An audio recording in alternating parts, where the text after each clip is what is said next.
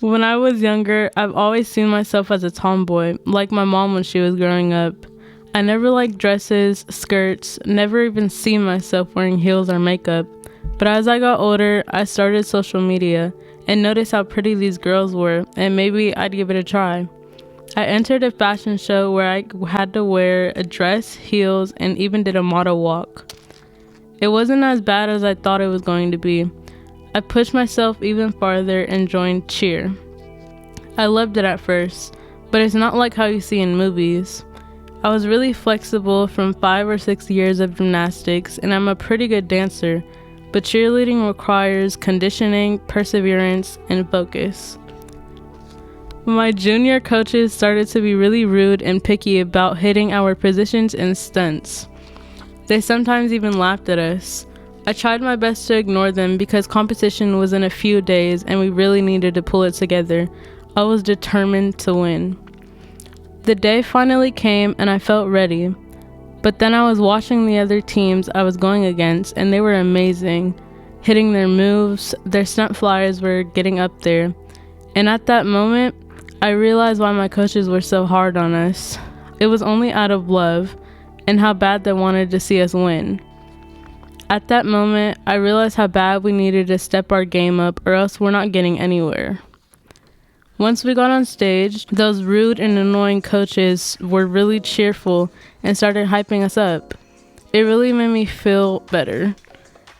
Once we were done, we walked over to the awards center and they announced us as first place winners. So overall, maybe we did need a little harsh motivation from our coaches because we ended up winning first place for champions too. And them pushing me to do my best is what got us to nationals. After all that, I started to think I'm really glad I changed because I love the person I am now. I love how I'm way more energetic, up to take risks, and do things instead of being in this sort of bubble, stuck at home, bored, lazy, not doing anything with my life. I'm glad I popped that bubble.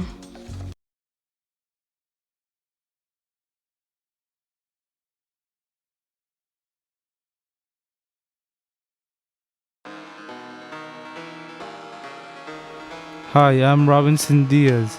Before getting the drums, my life was boring. One day my life changed when I got my first drum set. I learned the drums by playing along with a band named Gojira. Not actually playing with the band, but playing along with the speaker.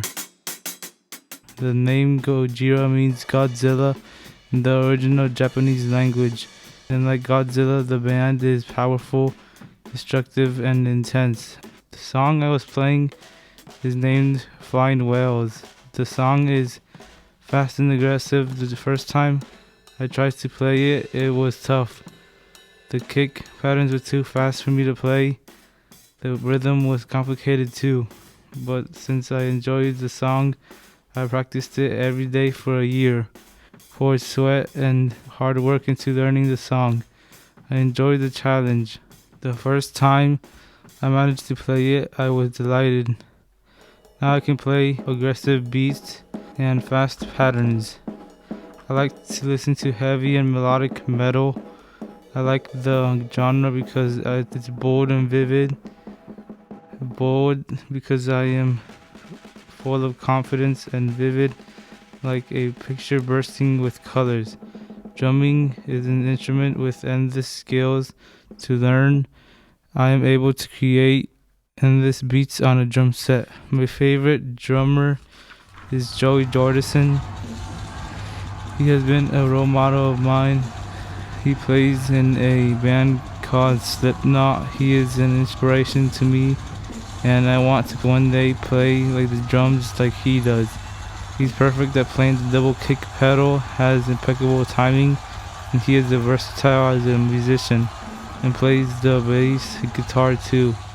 I have been practicing rudiments to get better and be more like him.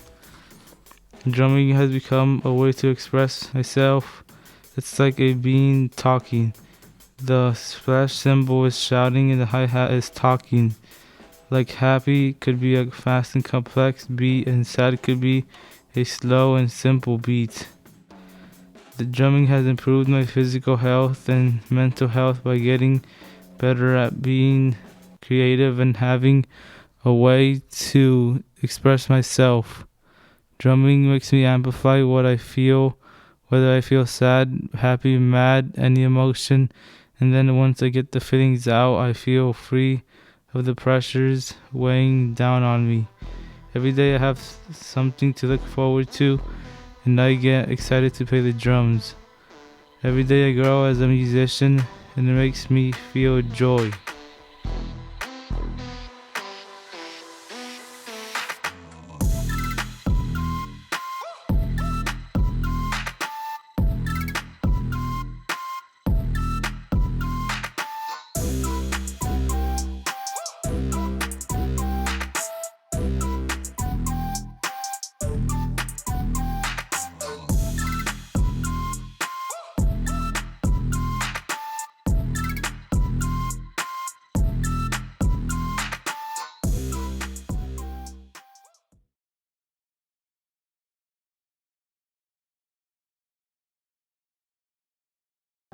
When the quarantine hit, Blaze Dunham was a high school sophomore and wannabe actor with no fashion sense, and he probably wasn't very funny either.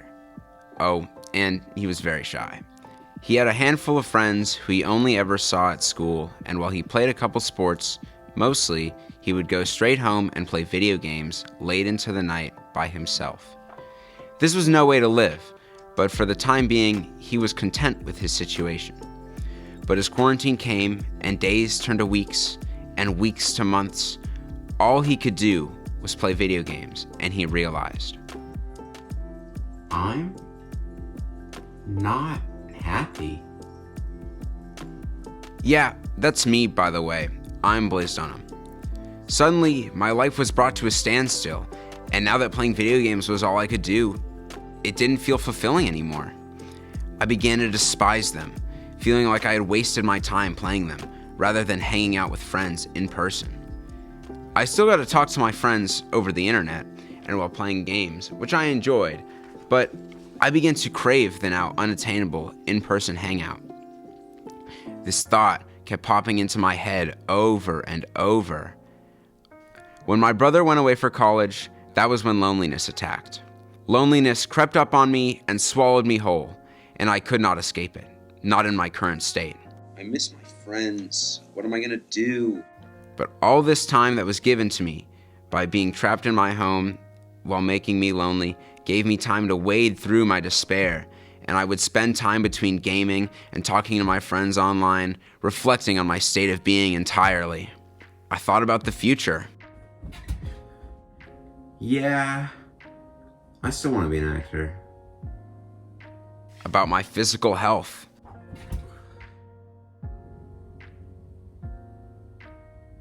I should start working out. My needs and wants. I need to hang out with people. And I want to hang out with people. Sometimes my needs and wants were not always achievable in the current moment. So for the time being, I decided to put them on hold until further notice. But most importantly, I realized one big thing. I need to take responsibility for my own happiness. It wasn't going to cut it for me to wait for someone to come along and make me happy. I needed to be self-reliant on my own willpower and mental fortitude to change my situation. So I began to do something about it.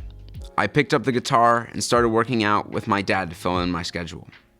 I took up some acting classes on Zoom to make sure I was working toward my future and not just keeping my life at a standstill, while at the same time getting inspired and coming up with my own creative endeavors. And in filling my schedule with things to do, I got closer to my family. When my brother came back, I connected with him over fashion, and he taught me how to dress. I started watching TV with my mom to connect with her better. And I've already mentioned guitar and working out, which were both things my dad helped me with. But something was still missing. I could feel it, and it was something on the inside, something only I could help myself with. At first, I was lost, not sure what was wrong, but as I dissected my personality, I realized exactly what I needed. Narcissism. Mostly joking, what I actually needed was confidence, the confidence to appreciate and accept myself and embrace my personality and passion. And that gave me the confidence to step out of my timid bubble and approach others to get the social interaction I so desperately craved throughout my time stuck in quarantine. With my newfound confidence, I made it my mission to make friends wherever I went, and the return of in-person school would be the testing grounds for the new me. And it went amazing. I rekindled old friendships and made new ones. I made videos with my friends and just spent time with them in general. And I even found the courage to call my bank.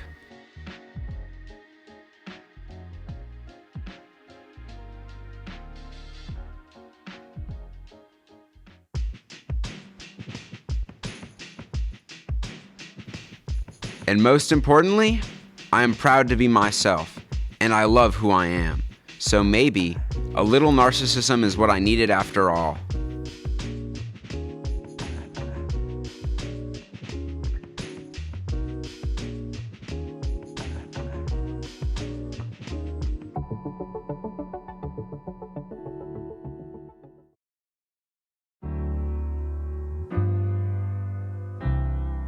Ever since I could remember, I've always loved animals. As a kid, I'd spend hours in front of the TV watching The Puppy Bowl, The Incredible Dr. Pole, Pit Bulls and Parolees, and binging on Shark Week. I remember one time, when I was 5 or 6, my neighborhood had a rat problem. And so my family put rat traps inside the house just in case they had snuck in. Unfortunately, one was caught in a glue trap and my family was trying to throw it away alive. I begged and screamed for my mom to just take it off the trap and let it go outside. But it was too late. The glue was too strong for them to do anything, so I cried for the rat as my grandpa went outside to dispose of it. To me, all animals are unique and have a purpose. For house pets, that purpose is to love unconditionally. Before the rat situation, my family had a pair of hamster siblings.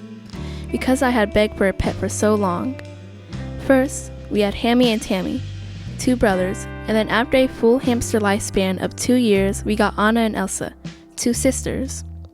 Both hamster pairs were cleverly named by me and my sister. After their 2 years of life, I was now begging my family for a dog, any dog. One day, after about a year of begging for a dog, my dad came home with a miniature pinscher Chihuahua mixed puppy. My family couldn't agree on what to name him, so we cut a piece of paper with the names each of us chose and put them in a hat. My dad picked out the piece of paper that said King, which was my mom's pick. I wanted him to be named Rufus. After about 3 years of having King, I wanted a cat. My mom wanted to have a change of pace, so we got a kitten from the Humane Society, Cloud. My mom fell in love with cats after Cloud and got more and more. First, 3 kitten siblings, Cookie, Crisp, and Cupcake. And then, an adult black cat, which she named Africa, all of them off of Craigslist. The latest addition to the family is Sebastian, who is a pit bull mixed puppy, also from Craigslist. Now, every day when I come home from school or wake up on a weekend morning, I am met with wagging tails and joyful meows from my 2 dogs, King and Sebastian, and my 3 cats, Cloud, Cupcake, and Crisp. Cloud, the first cat we got, specifically follows me around all day, seeking my attention and extra pats. She sits on anything that I give attention, like my laptop or my homework, and it is so funny. About 3 years ago, the other 2 cats I had, Cookie and Africa, went missing. Cookie and Africa had wild spirits, and they always wanted to explore the outside. So when someone accidentally left the door open one night, they took the opportunity and ran away. My mom and I went looking around the neighborhood, and then drove around Marin County, asking local pet shops if they had seen them. Finally, a few days later, we decided to call the Humane Society, who told us the bad news. They had caught both Cookie and Africa, but Cookie had to be put down and one of Africa's legs had to be amputated. They didn't call us after finding them, even though they were both microchipped to us, and didn't give us Africa back, even though she was going to get better because we could not pay for her amputation. Cookie and Africa were big parts of our family. Cookie was a sister of Cupcake and Crisp, and it was weird seeing them every day without her trailing behind them. She was the feisty one in the group who loved to play. Africa was the tough, mysterious loner of the cats. Pets bring a joy to our lives that is unlike any other, and though the situation with Cookie and Africa was out of my control, Ever since that day, I tried to remind myself to care for my pets with just as much love as they give me, because you never know when that'll end.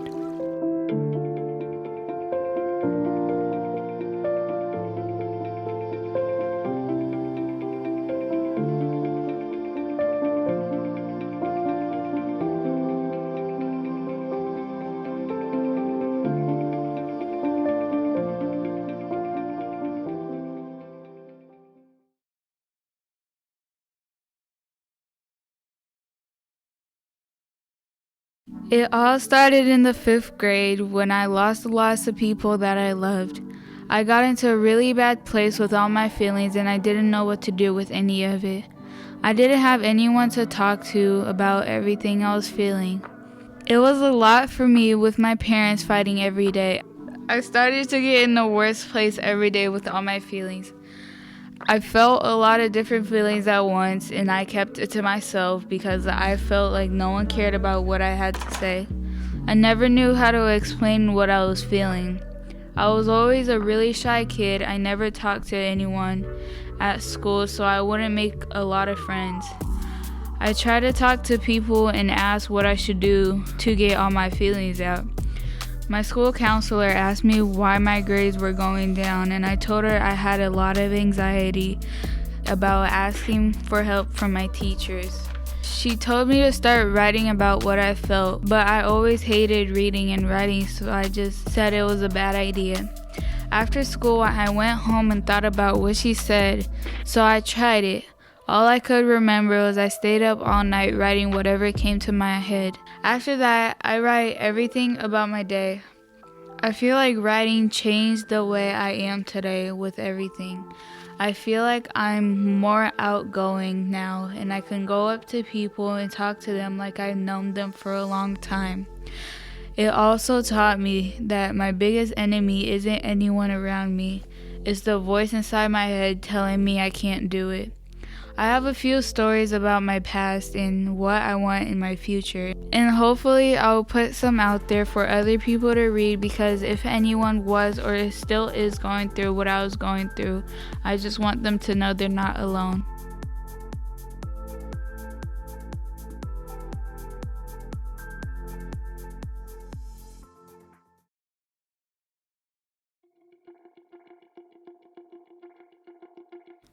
Each time, each place, each moment, each puzzle piece fits together to guide me on my journey of life. At the beginning, it felt normal to be a child. Eventually, something changed. A single moment changed my path. I didn't understand myself. What was wrong with me? For a long time, it was a question. It became clear I wasn't like the other students at my school. I realized that I lived in a different world than my peers, that I hadn't made it to where they are yet.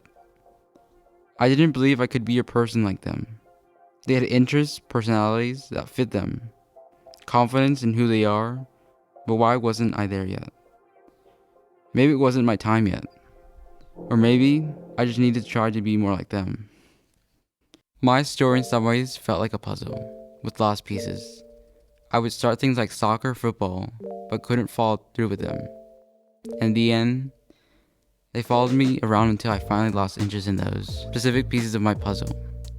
It was a mystery to me why I couldn't be interested in the same things as others. Why couldn't I find my thing? As I started to explore my actual interests, I felt afraid to express it to the world. I doubted if this was the correct path, but the deeper I got into my interests of technology, filmmaking, engineering, and architecture, I realized I couldn't feel like I was pretending to be someone else. My interests were my interests. Then I took the first step to find my lost puzzle pieces. To expand my horizons, I turned towards film. When my parents first brought me to see a film, it was beyond what words could say. I can't remember the first film I saw, but it was an experience to remember. The theaters brought inspiration and showed me personalities like my own, which filled in those missing pieces. It felt like having a friend who understood me as who I really am. The movies were like universes with friends I understood. It was a huge step for me in thinking about the behind the scenes of a movie and how they are made. These next steps were possibilities. Every day I was watching a show or a film, and it made me feel so many emotions. I couldn't put it into words. Over the years, watching shows and movies, I related to characters and saw my own life reflect on the big screen. It made me feel like I had a chance to change my future, to tell my story, to create my work. It makes me want to watch even more films, hunting for inspiration and motivation. Then my interest in technology furthered my filmmaking interest, which I felt like the two were fused together. Technology and filmmaking became my lenses to seeing a new world. In a way, it made me see a new perspective towards the world around me. My new interests made me fit into a world where I felt confident doing the stuff I wanted to do, and even have a deeper connection with others. By teaching myself film and learning new technology, I taught myself to become more independent. A big first step in improving my life. The puzzle pieces I've found have given me a chance to know myself better. If I didn't take the first step, I wouldn't have made this film. I wouldn't have the confidence to be who I truly am and take my story towards the unknown. To follow the endless possibilities.